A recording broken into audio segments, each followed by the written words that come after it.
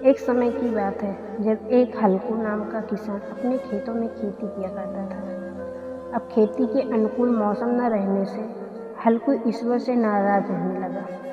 प्रत्येक बार फसल मौसम के खराब रहने के कारण से थोड़ा बहुत खराब हो जाया करती थी। एक बार परेशान होकर उसने ईश्वर से कहा, ईश्वर मैं मानता हूँ आप इस दृष्टि की रचयिता हैं, लेकिन मुझे लगता है आपको खेती किसानी की ज़्यादा नॉलेज नहीं है।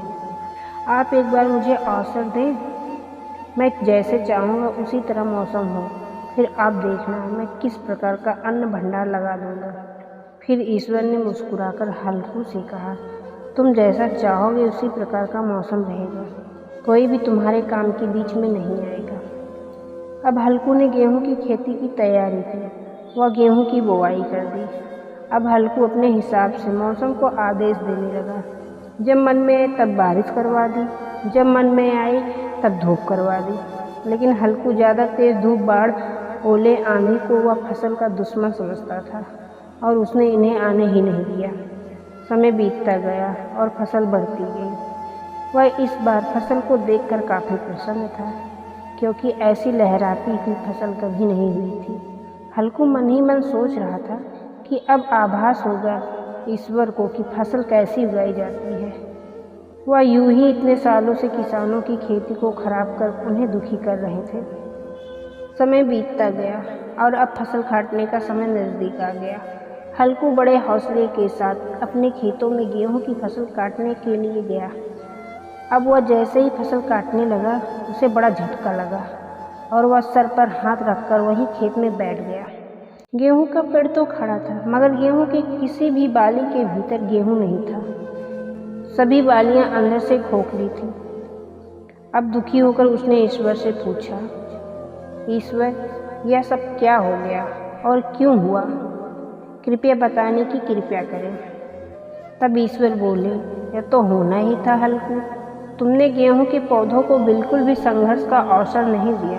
जिस तेज धूप से पौधों ने तपना था, वह तेज धूप तो तुमने आने ही नहीं दी, और तो और ना आंधी ना ओले का सामना करने दिया। पौधों को जरा सा भी संघर्ष नहीं करने दिया।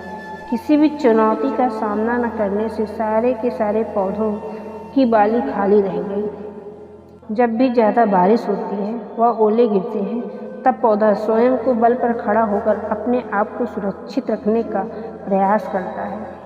इस प्रयास से जो ऊर्जा पैदा होती है, उसी से उसमें निखार आता है और वह फल देता है।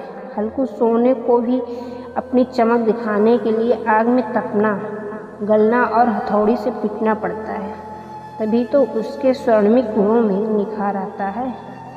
इसलिए प्रत्येक काम में संघर्ष जरूरी है। अब हल्कू की समझ में आ गया कि वह गलत था। उसने ईश्वर से माफ़ी मांगी और कहा है, ईश्वर आपने तो यह दृष्टि बनाई है, आपकी रचना में कैसे गलती हो सकती है? मुझे मेरी गलती के लिए माफ़ करना। दोस्तों, इसी तरह यदि हमारे जीवन में अगर संघर्ष और मेहनत ना हो तो हम भी अंदर से खोखले हो जाएंगे। हमारे अंदर कोई भी विशेष गुण बिना मेहनत के नहीं आ सकता है।